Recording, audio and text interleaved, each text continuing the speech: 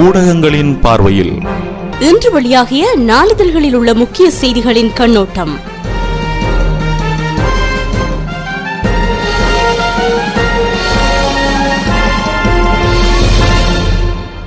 வணக்கம் நேயர்களே, இன்று நவம்பர் மாதம் 21ஆம் தேதி புதன்கிழமை மற்றும் ஒரு ஊடகங்களின் பார்வை நிகழ்ச்சியூடாக இன்று உங்களை சந்திக்கிறேன்.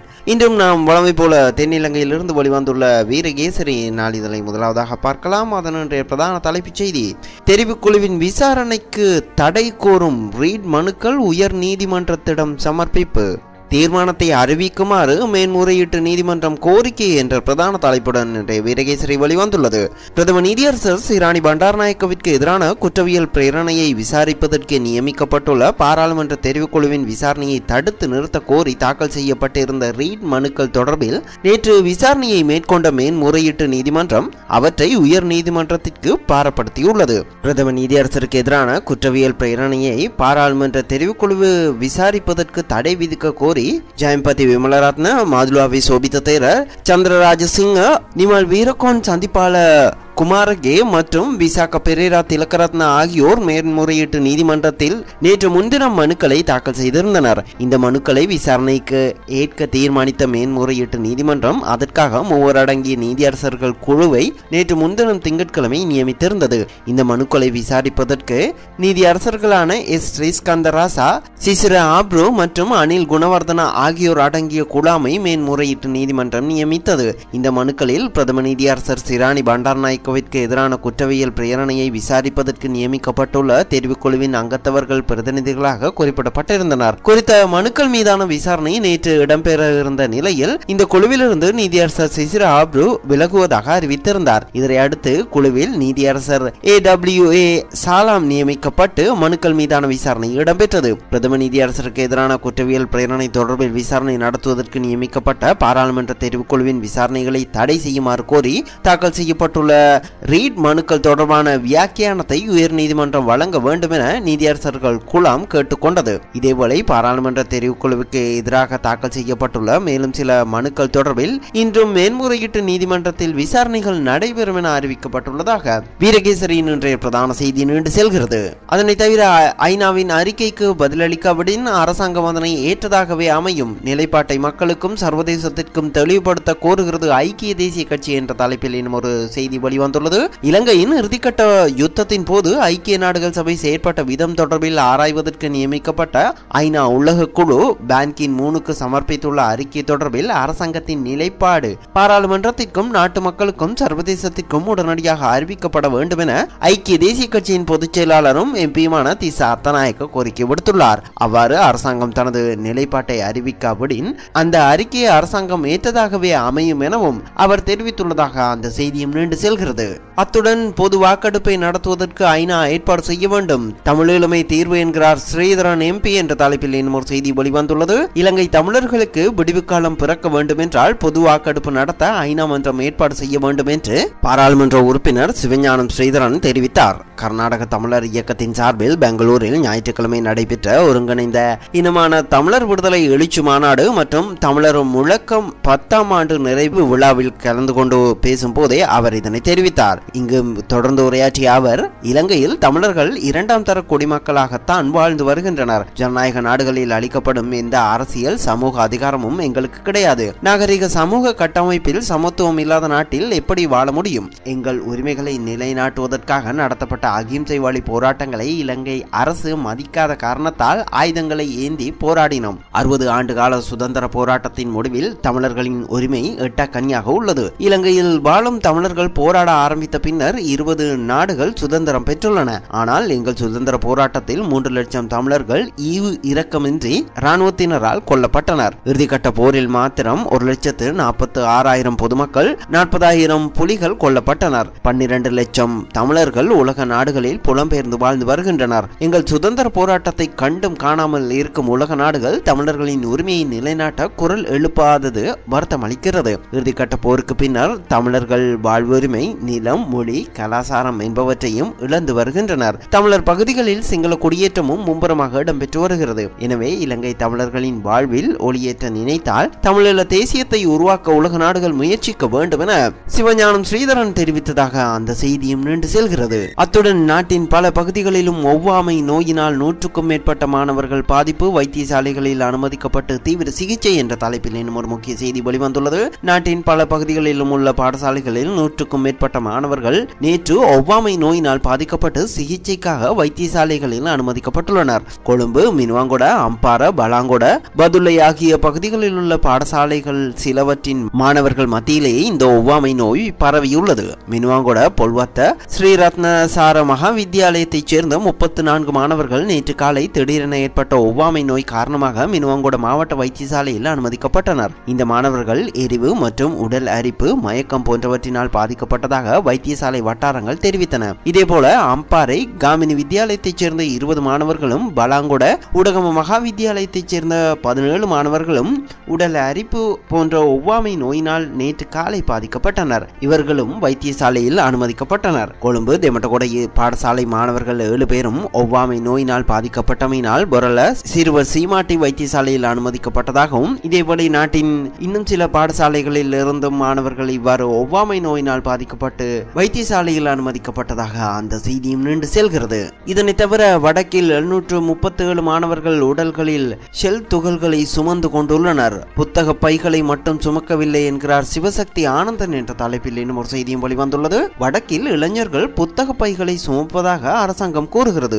ஆனால் 737 மாணவர்கள் இன்னமும் தமது உடல்களில் குண்டுகளினதும் செல்களினதும் துகள்களை சுமந்து கொண்டு பரிதாப வாழ்க்கை வாழ்கின்றனர். இதிலிருந்து அவர்களை மீட்க இன்று வரை எதுவிதமான நடவடிக்கைகளும் எடுக்கப்படவில்லை என கூட்டமைப்பின் எம்பி சிவசக்தி ஆனந்தன் பாராளுமன்றத்தில் நேற்று தெரிவித்தார். வன்னியில் இயங்கும் சமூக உளநல மையத்தை மூடிவிடுவதற்கு ஆளுநர் முயற்சிப்பதாகவும் அவர் குற்றம் சுமத்தினார். பாராளுமன்றத்தில் நேற்று செவ்வாய்க்கிழமை இடம்பெற்ற கல்வி அமைச்சு மீதான குழுநிலை விவாதத்தின் போது சிவசக்தி ஆனந்தன் எம்பி இந்த தகவலை வெளியிட்டதாக அந்த செய்தியும் நீண்டு செல்கிறது. அதேபோல 1000 பாடசாலைகள் வேலை திட்டத்தில் கிழக்கில் தமிழ் பாடசாலைகள் புறக்கணிப்பு, பொன் செல்வராசா எம்பி குற்றச்சாட்டு என்ற தலைப்பில் ஒரு செய்தியும், புல சிங்கள கிரியல பகுதிகளில் 5 சடலங்கள் போலீசாரால் மீட்பு, 3 படுகொலை 2 தற்கொலை என்ற தலைப்பில் இன்னும் ஒரு செய்தியும் வெளிவந்துள்ளது. அதனை தவிர ஐதேக ஜனநாயக தேசிய கூட்டணி சபையில் சண்டை என்ற தலைப்பிலும், ஆடைக்குள் மறைத்து கஞ்சா கடத்தியவர் கைது என்ற தலைப்பில் இன்னும் சில கட்டமிடப்பட்ட செய்திகளையும் வீரகேசரி அதன் முன்பக்கத்தில் வெளியிட்டுள்ளது. நாம் இதனை தவிர அடுத்ததாக இன்றைய தினம் வெளிவந்துள்ள தீப இன சிங்கள நாளிதழை பார்க்கலாம். அதன் இன்றைய பிரதான தலைப்புச் செய்தியும், பிரதம நீதியரசருக்கு எதிரான நம்பிக்கையில்லா பிரேரணை குறித்து மேன்முறையீட்டு நீதிமன்றத்தில் தாக்கல் செய்யப்பட்ட மனுக்கள் உயர் நீதிமன்றத்திற்கு கைமாற்றப்பட்டுள்ளமை குறித்தே பிரதான செய்தி திவேன பத்திரிகை வெளியிட்டுள்ளது. பிரதம நீதியரசர் சிராணி பண்டாரநாயக்கவிற்கு எதிரான நம்பிக்கையில்லா பிரேரணையில் சுமத்தப்பட்டுள்ள குற்றச்சாட்டுகள் தொடர்பில் பாராளுமன்ற நிலையற் கட்டளை சட்டத்தின் கீழ் நியமிக்கப்பட்டுள்ள தெரிவுக்குழுவினால் விசாரணை செய்வது அரசியலமைப்பு சட்டத்தின் 107வது சரத்திற்கு அமைவானதா இல்லையா என்பது குறித்த தீர்மானத்தை எடுப்பதற்காக அந்த கேள்வியை எழுப்பியுள்ள 4 மனுக்களை உடனடியாக உயர் நீதிமன்றத்திற்கு அனுப்பி வைக்குமாறு மேன்முறையீட்டு நீதிமன்றம் நேற்று உத்தரவிட்டிருந்தது. இந்த செய்தியை பிரதானமாக திவ இன பத்திரிகை வெளியிட்டுள்ளது. அதனை தவிர களுத்துறை புலத்சிங்கள பகுதியிலும் கிரியல்ல பகுதியிலும் 5 சடலங்களை போலீசார் மீட்டுள்ளதாக இன்னும் ஒரு முக்கிய செய்தியையும் வெளியிட்டுள்ளது. இந்த செய்தி குறித்து நாம் ஏற்கனவே வீரகேசரி நாளிதழிலும் பார்த்திருந்தோம். அத்துடன் வரவு செலவு திட்டம் மீதான குழுநிலை விவாதத்தின் போது கடந்த 19ஆம் திகதி சபைக்கு தலைமை தாங்கியவருடன் ஏதேனும் பிரச்சனை ஏற்பட்டிருந்தால் அதற்கு மன்னிப்பு கோருவதாகவும், பதிவு செய்யப்பட்டுள்ள காட்சிகளை கொண்டு அந்த சம்பவம் குறித்து தீர்மானம் ஒன்றை எடுக்குமாறும் எதிர்க்கட்சி தலைவர் ரணில் விக்ரமசிங்க நேற்று சபையில் தெரிவித்தார் என மற்றும் ஒரு செய்தியும் வெளியிடப்பட்டுள்ளது. அதேபோல தற்போதைய அரசாங்கம் தரம் குறைந்த மருந்துகள், ரசாயன பசலை மாஃபியாக்களிடம் அடிபணிந்து நாட்டு மக்களின் உயிர்களை அடகு வைத்துள்ளதாக ஐக்கிய தேசிய கட்சியின் பிரதி தலைவரும் நாடாளுமன்ற உறுப்பினருமான சஜித் பிரேமதாஸ் குற்றம் சுமத்தியதாக இன்னும் ஒரு செய்தியும் வெளிவந்துள்ளது. சிறுநீரக நோய் காரணமாக 30,000க்கும் அதிகமான உயிர்கள் நாட்டில் இழக்கப்பட்டு வருவதாகவும் அவர் நேற்று சுட்டிக்காட்டியதாக அந்த செய்தியும் நீண்டு செல்கிறது. அத்துடன் இலங்கைக்குள் உண்மை நியாயத்தை ஏற்படுத்துவது மற்றும் அரசியல் தீர்வொன்றை பெற்றுக் கொள்வதற்காக 2013ஆம் ஆண்டு இலங்கையில் நடைபெறவுள்ள பொதுநலவாய நாடுகளின் தலைவர்கள் கலந்து கொள்ளும் உச்சி மாநாடு எந்த வழிமுறையை எடுக்கும் என்பது பற்றி கலந்துரையாடுவதற்காக கடந்த 16ஆம் திகதி லண்டன் பல்கலைக்கழகத்தில் கருத்தரங்கு ஒன்று நடைபெற்றதாக இன்னும் ஒரு செய்தியையும் திவைன பத்திரிகை அதன் முன்பக்கத்தில் வெளியிட்டுள்ளது. அதேபோல மாகாண சபைகள் ஒழிக்கப்பட வேண்டும் என தான் வெளியிட்டுள்ள கருத்துக்கு எதிராக முடிந்தால் நம்பிக்கையில்லா பிரேரணை ஒன்றை கொண்டு வருமாறு மேல் மாகாண சபை உறுப்பினர் உதய கம்மாம்பில நேற்று மாகாண சபை கூட்டத்தின் போது தெரிவித்தார் எனவும் இன்னும் ஒரு செய்தியையும் திவைன பத்திரிகை பிரதானமாக வெளியிட்டுள்ளது. அதனை தவிர இன்று வெளிவந்துள்ள லங்கா தீப பத்திரிகை எடுக்கலாம். அதனுடைய பிரதான தலைப்புச் செய்தி, பாராளுமன்றத்தின் விருந்தினர் விடுதியில் பிரதி கல்வி அமைச்சர் குழப்பம் விளைவித்தமை குறித்து இன்றைய பிரதான செய்தியை லங்கா தீப வெளியிட்டுள்ளது.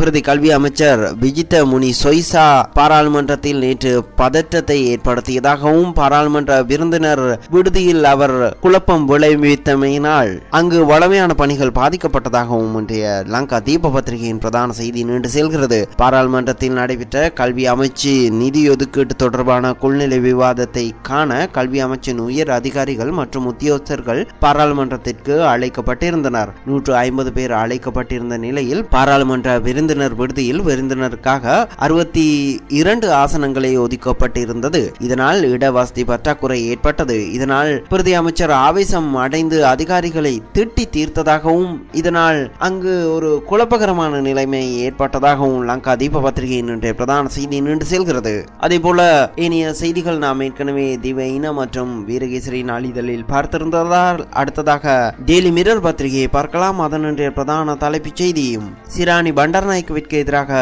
கொண்டு வரப்பட்டுள்ள குற்றவியல் பிரேரணை குறித்து தாக்கல் செய்யப்பட்டுள்ள மனுக்கள், அதனை மேன்முறையீட்டு நீதிமன்றம் உயர் நீதிமன்றத்துக்கு கைமாற்றிய செய்தி இன்றைய பிரதான செய்தியாக டெய்லி மிரர் பத்திரிகையில் வெளிவந்துள்ளது. அதே போல இந்த விவகாரத்தை அமெரிக்கா உற்று அவதானித்து வருவதாக இன்னும் ஒரு செய்தியும் வெளிவந்துள்ளது. அதனை தவிர இன்னும் ஒரு முக்கிய செய்தியாக, இலங்கையின் தொலைத்தொடர்பு செயற்கைக்கோள் நாளைய தினம் விண்ணுக்கு ஏவப்பட உள்ளது. சீனாவின் சீசாங் செயற்கைக்கோள் ஏவுதளத்தில் இருந்து இலங்கை நேரப்படி நாளை மாலை 3:30 மணிக்கு இந்த செயற்கைக்கோள் ஏவப்பட உள்ளதாக அது தயாராகி கொண்டிருக்கும் ஒரு புகைப்படத்தையும் டெய்லி மிரர் பத்திரிகை பிரதானமாக வெளியிட்டுள்ளது. ஜனாதிபதி மஹிந்த ராஜபக்சவின் இளைய புதல்வர் ரோஷித ராஜபக்சவின் கனவிற்கு இணங்க இந்த தொலைத்தொடர்பு செயற்கைக்கோள் உருவாகி வருவதாகவும் இன்னும் ஒரு செய்தியையும் டெய்லி மிரர் பத்திரிகை அதன் முன்பக்கத்தில் வெளியிட்டுள்ளது. அதே போல தம்பதியினரும் அவரது மகனும் கொலை செய்யப்பட்ட ஒரு செய்தியையும், ஹெரோயின் போதைப் பொருளை மறைத்து கொண்டு வந்தவர் கைது செய்யப்பட்டதாக இன்னும் ஒரு செய்தியையும் டெய்லி மிரர் பத்திரிகையும் அதன் முன்பக்கத்தில் வெளியிட்டுள்ளது. அதனை தவிர நாம் இன்றைய தினம் தமிழகத்திலிருந்து வெளிவந்துள்ள தினமணி பத்திரிகையை பார்க்கலாம். அதனுடைய பிரதான தலைப்புச் செய்தி, வாக்கெடுப்புடன் விவாதம், அந்நிய முதலீடு பற்றி பாரதிய ஜனதா கூட்டணி வலியுறுத்தல் என்ற பிரதான தலைப்புடன் தினமணி வெளிவந்துள்ளது. சில்லறை வர்த்தகத்தில் அந்நிய நேரடி முதலீட்டை அனுமதிக்கும் முடிவுக்கு எதிராக மக்களவையில் வாக்கெடுப்புடன் கூடிய விவாதம் நடத்த வலியுறுத்துவது என பாஜக தலைமையிலான தேசிய ஜனநாயக கூட்டணி முடிவு செய்துள்ளது. அதே நேரம் திரிணாமுல் காங்கிரஸ் கட்சி கொண்டு வர உள்ள நம்பிக்கையில்லா தீர்மானத்திற்கு ஆதரவு அளிப்பது குறித்து அனைத்து அரசியல் கட்சிகளுடன் ஆலோசிக்க முடிவு செய்யப்பட்டுள்ளது. நாடாளுமன்ற குளிர்கால கூட்டத்தொடர் வியாழக்கிழமை ஆரம்பமாகிறது. இந்த நிலையில் பாரதிய ஜனதா கட்சி தலைமையிலான தேசிய ஜனநாயக கூட்டணி கட்சிகளின் ஆலோசனை கூட்டம் பாரதிய ஜனதா கட்சி தலைவர் எல்.கே. அத்வானி தலைமையில் செவ்வாய்க்கிழமை மாலை நடைபெற்றதாக இன்றைய தினமணியின் பிரதான செய்தி நீண்டு செல்கிறது. அதே போல இடதுசாரி கட்சிகள் தீர்மானம் கொண்டு வந்தால் ஆதரிக்க தயார் என்ற தலைப்பில் இன்னும் ஒரு செய்தி வெளிவந்துள்ளது. ஐக்கிய முற்போக்கு கூட்டணி அரசுக்கு எதிராக இடதுசாரிகள் சார்பில் நம்பிக்கையில்லா தீர்மானம் கொண்டு வந்தால் அதை ஆதரிக்க தயார் என திரிணாமுல் காங்கிரஸ் கட்சி தலைவர் மம்தா பானர்ஜி செவ்வாய்க்கிழமை தெரிவித்துள்ளார். தேவைப்பட்டால் மார்க்சிஸ்ட் கம்யூனிஸ்ட் கட்சியின் தலைமை அலுவலகத்திற்கு நேரடியாக சென்று அந்த கட்சியின் செயலாளர் பீமன் போஸ் உடன் இது தொடர்பாக பேச தயாராக இருப்பதாகவும் மம்தா அறிவித்துள்ளதாக அந்த செய்தியும் நின்று செல்கிறது. அத்துடன் பேச்சு நடத்த தயார் மார்க்சிஸ்ட் என்ற தலைப்பில் இன்னும் ஒரு செய்தியும், இந்த விவகாரம் குறித்தும் யாருடனும் வேண்டுமானாலும் பேச்சு நடத்த தயார் என மார்க்சிஸ்ட் மேற்கு வங்க மாநில செயலாளர் பீமன் போஸ் தெரிவித்துள்ளதாக இன்னும் ஒரு செய்தியும் வெளிவந்துள்ளது. அதனை தவிர நம்பிக்கையில்லா தீர்மானம் உட்பட நாடாளுமன்ற கூட்டத்தொடரில் எழக்கூடிய எல்லா சவால்களையும் சந்திக்க அரசு தயாராகவே உள்ளது, எதற்கும் அஞ்சவில்லை என்று மத்திய உள்துறை அமைச்சர் சுசில் குமார் ஜிண்டே தெரிவித்துள்ளதாக இன்னும் ஒரு செய்தியும் தினமணியின் முன்பக்கத்தில் பிரதானமாக வெளியிடப்பட்டுள்ளது. அத்துடன் சவால்களை சந்திக்க கூட்டாக செயற்படுவது அவசியம் என பிரதமர் மன்மோகன் சிங் தெரிவித்துள்ளதாக இன்னும் ஒரு செய்தியையும் தினமணி பத்திரிகை பிரதானமாக வெளியிட்டுள்ளது. அதே போல அதிமுகவின் நிலை என்ன என்ற ஒரு கேள்விக்குறியோடு இன்னும் ஒரு செய்தியும் வெளிவந்துள்ளது. இது குறித்த செய்தியை இன்றைய தினம் தினத்தந்தி பத்திரிகை பிரதானமாக வெளியிட்டுள்ளது. சில்லறை வர்த்தகத்தில் அந்நிய நேரடி முதலீடு, பாராளுமன்றத்தில் தீர்மானம் கொண்டு வந்தால் அதிமுக எதிர்த்து வாக்களிக்கும், ஜெயலலிதா அறிவிப்பு என்ற பிரதான தலைப்புடன் தினத்தந்தி வெளிவந்துள்ளது. இந்திய பாராளுமன்றத்தின் குளிர்கால கூட்டத்தொடர் நாளை வியாழக்கிழமை ஆரம்பமாகிறது. இதை அடுத்து அதிமுக பொதுச் செயலாளரும் முதலமைச்சருமான ஜெயலலிதா தலைமையில் நேற்று சென்னையில் அதிமுக எம்பிக்கள் ஆலோசனை கூட்டம் நடைபெற்றது. இந்த கூட்டத்திற்கு பின்னர் தலைமைச் செயலக வளாகத்தில் முதலமைச்சர் ஜெயலலிதா செய்தியாளர்களுக்கு பேட்டி வழங்கினார். அப்போது நிருபர்கள் கேட்ட கேள்விக்கு அவர் பதிலளித்ததாகவும் பாராளுமன்றத்தில் நம்பிக்கையில்லா தீர்மானம் கொண்டு வந்தால் அதற்கு அதிமுக ஆதரவளிக்கும் என தெரிவித்ததாகவும் இன்றைய தினத்தந்தியின் பிரதான செய்தியும் நீண்டு செல்கிறது. அந்த செய்திகளோடு இன்றைய ஊடகங்களின் பார்வை நிகழ்ச்சி நிறைவுக்கு வருகிறது. மீண்டும் இதே நிகழ்ச்சியில் நாளை உங்களை சந்திக்கும் வரை உங்களிடமிருந்து விடைபெறும் நான் VAK. வணக்கம் நேயர்களே.